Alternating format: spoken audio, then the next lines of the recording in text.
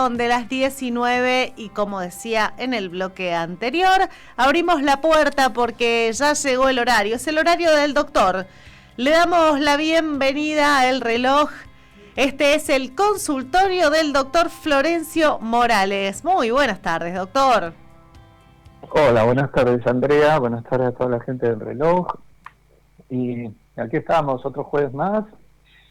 Un jueves más, no, el tango era un sábado más. Bueno, pero siempre empiezo con alguna cosa que no tiene nada que ver. Y está muy bien que así sea. Bueno, un poco porque el tema es serio, y es para desarrollarlo en varios programas, ¿no? Que por lo que me propusiste hoy que habláramos sobre la salud mental. Es tan importante ocuparnos de esto. Tomos escritos y no sé, gigas y gigas habrá de información actualmente, porque uno habla de tomos y habla de enciclopedias, libros de especialidad. Y siempre ha sido un tema la salud mental, ¿no? A través de toda la historia de la humanidad. Y fue también toda una cuestión de mucho prejuicio, además,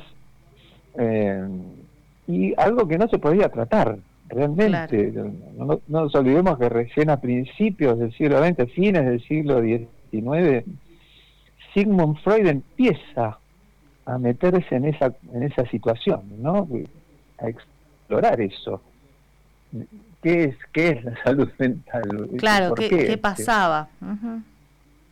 Que era, bueno, él se enfocó principalmente en las neurosis, pero la salud mental abarca muchas otras cosas.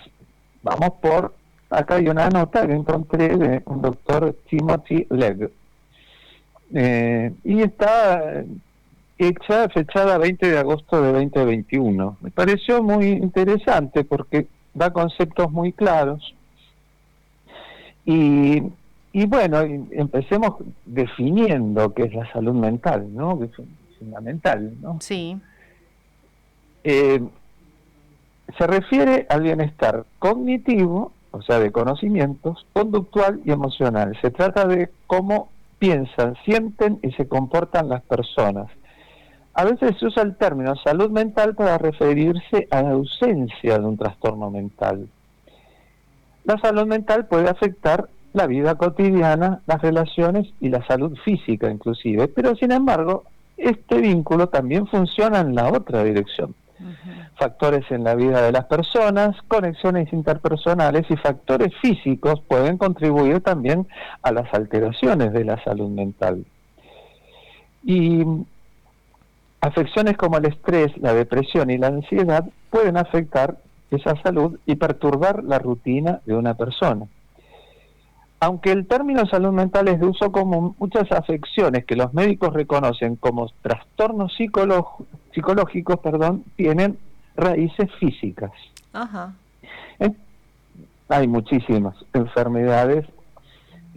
Por eso es importante la intervención del psiquiatra, porque el psiquiatra es médico, entonces el psiquiatra estudió las enfermedades y en la especialización también profundiza aún más cuáles son las enfermedades que pueden llevar a un trastorno psicológico, psiquiátrico. No es solo por un factor mental, pues la gran mayoría de los casos es un desequilibrio o es un trastorno puramente psíquico, pero hay muchos fenómenos que ahora ya los vamos a ir viendo, también pueden afectar la salud mental. Una enfermedad hereditaria, congénita, o genética, la secuela de alguna otra enfermedad, una enfermedad metabólica, por ejemplo. Puede debutar inclusive en un adolescente. Hay una enfermedad muy específica que es la enfermedad de Wilson y que puede aparecer como un brote psicótico en un adolescente, por ejemplo.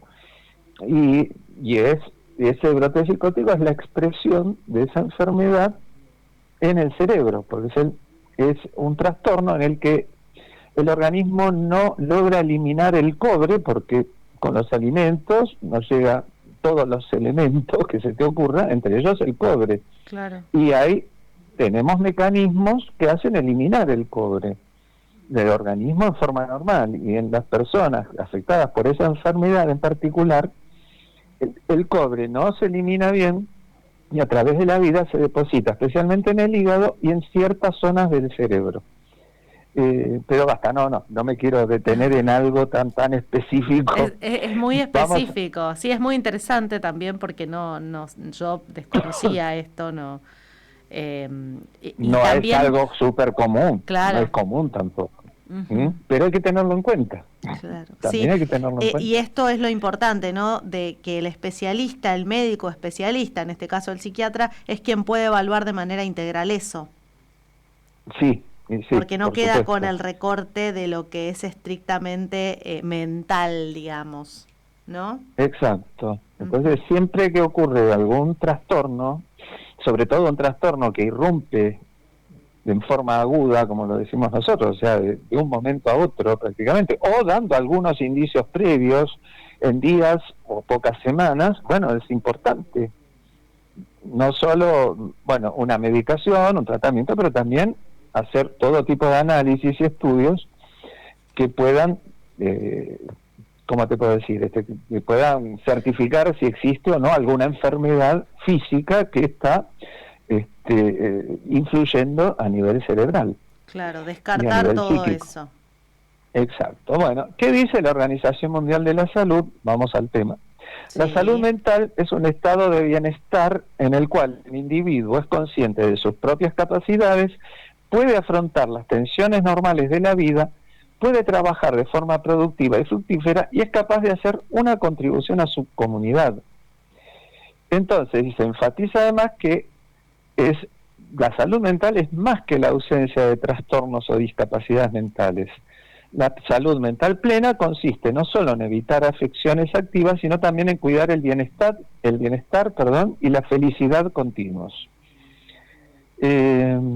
Bueno, vamos a ir un poco, se habla, por ejemplo, hablan que en Estados Unidos la Alianza Nacional sobre Enfermedades Mentales estima que casi 1 de cada 5 adultos experimenta problemas de salud mental cada año. Esto en cuanto a estadísticas, no soy tan amigo de las estadísticas, pero bueno, es importante tenerlo en cuenta. Y los factores de riesgo para afecciones de salud mental, bueno, ese sería el título. Todas las personas corren cierto riesgo de desarrollar un trastorno de salud mental sin importar la edad, sexo, el nivel económico o el origen étnico. Las circunstancias sociales y financieras, los factores biológicos y las opciones de estilo de vida pueden moldear la salud mental de una persona. Y una gran proporción de personas con un trastorno de salud mental tienen más de una afección a la vez. Y cabe destacar que una buena salud mental depende de un delicado equilibrio de factores y que varios elementos de la vida del mundo en general pueden sumarse para intervenir en los trastornos. Resumiendo, aquello que se decía que médicos, sabios y locos todos tenemos un poco, bueno, todos tenemos algún pequeño núcleo en nuestra personalidad, nuestra forma de ser, que puede ser neurótico, puede ser un poquito, inclusive psicótico, pero ¿qué pasa? Que ninguno de esos núcleos, al estar en equilibrio, ninguno prevalece sobre el otro. Claro. Esa es una definición que daba un profesor y que nos quedó todos muy grabados, ¿no? En los tiempos de la facultad. Entonces está como nuestra salud mental pironeada, digamos, por muchas cosas, pero si no existe una cuestión que lo amerite, digamos, una situación extrema, o tal vez una enfermedad física, como te decía, bueno, estos factores que intercurren entre sí están ahí equilibrados y uno lleva una vida, digamos, con una salud mental normal, yo digo normal entre comillas, porque Caetano Veloso definió muy bien en un verso que de cerca nadie es normal. No, y además también el contexto interfiere muchas veces en esa normalidad. Claro. Exacto, claro. Entonces, más allá del bienestar de cada uno. Sí, bueno, la presión social y la económica continua. Ese es un factor que lleva. En todo caso te digo los títulos porque si no el tiempo se nos va. Vuela. Ese es un factor. La presión social y la económica continua. Ni hablemos en estas épocas, ¿no?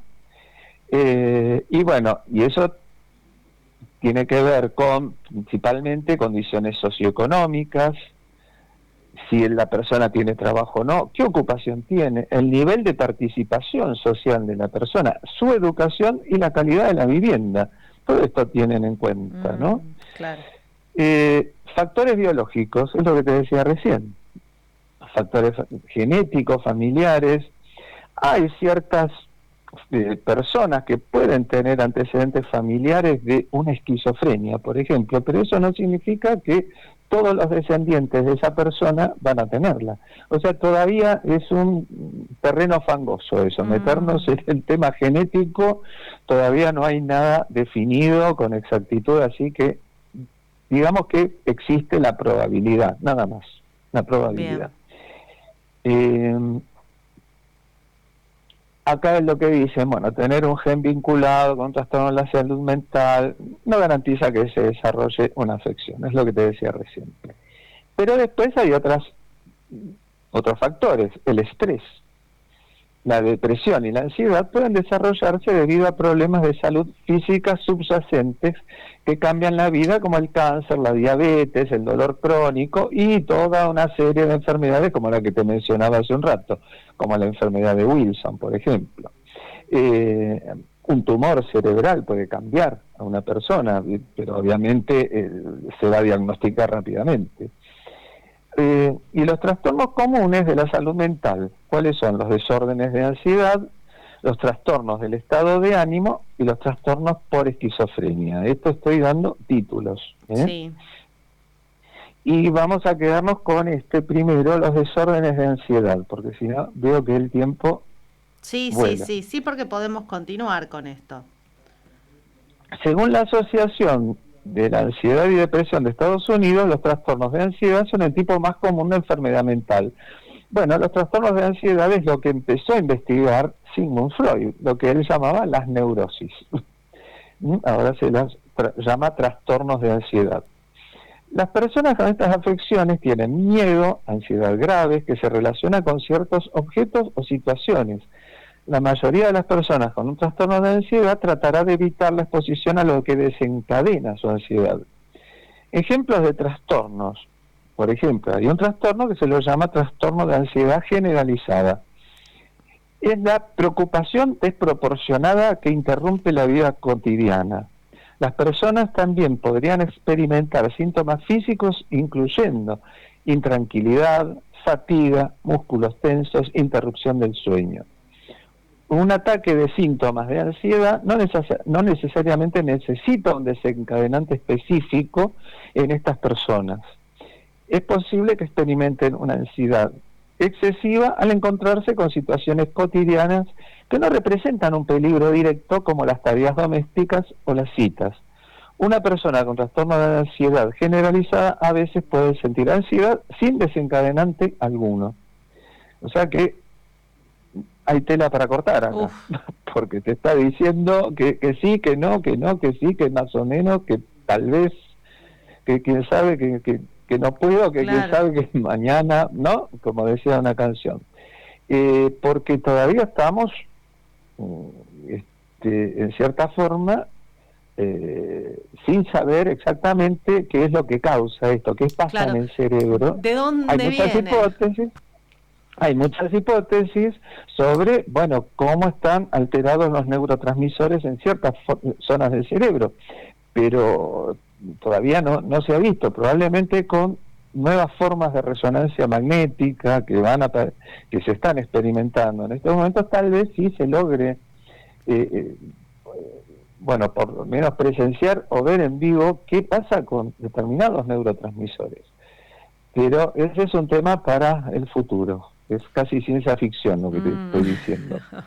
Pero todo esto interactúa, puede ser que la persona ya tenga un trastorno de ansiedad por sí mismo, sin necesidad que algo lo haya desencadenado, pero también ciertas cuestiones generan un trastorno de ansiedad. Y hasta aquí llegamos, porque si no, sí. Me parece que sí. Que es demasiado. podemos continuar, doctor, en programas Sí. siguientes hablando sobre este tema porque es muy interesante. Por supuesto, lo principal es que se haga un buen diagnóstico y que se instale un buen tratamiento. Eso es lo principal. Siempre lo principal es que se llegue a un buen diagnóstico, porque a partir de ahí se puede indicar un buen tratamiento, sea cual sea el tratamiento. Tal vez una persona con un trastorno de ansiedad ni necesite una medicación específica. Probablemente con una psicoterapia sea suficiente para que pueda encarrilar su vida y no estar dependiente de su trastorno. Claro. Pero bueno, una diferencia, y esto es algo que nos explicaban los viejos profesores y los nuevos también, que una persona con un trastorno de ansiedad siente que está mal. Se siente mal y lo cuenta, lo dice y busca ayuda y busca asesoramiento médico o psicológico o lo que sea. Va a buscar ayuda, se siente mal. Esa persona es consciente de lo que le pasa. Ese es un concepto importantísimo. Cualquier forma de trastorno de ansiedad, la persona es consciente de lo que le está pasando. Y es responsable de sus actos, sabe lo que hace, todo perfectamente. Pero hay algo que le molesta. Claro, hay algo que no está bien. Ese es el factor diferenciador con otros trastornos de la salud mental, que son mucho más graves. Pero el trastorno de ansiedad lo que lo caracteriza es que la persona sabe y siente que algo no está bien. Doctor, muchísimas gracias. No, por favor. Un beso y buena semana. El doctor Florencio Morales, matrícula nacional 63.890, pasó por el reloj. Nos vamos a la música. Quédate porque acá hasta las 20 hacemos el reloj.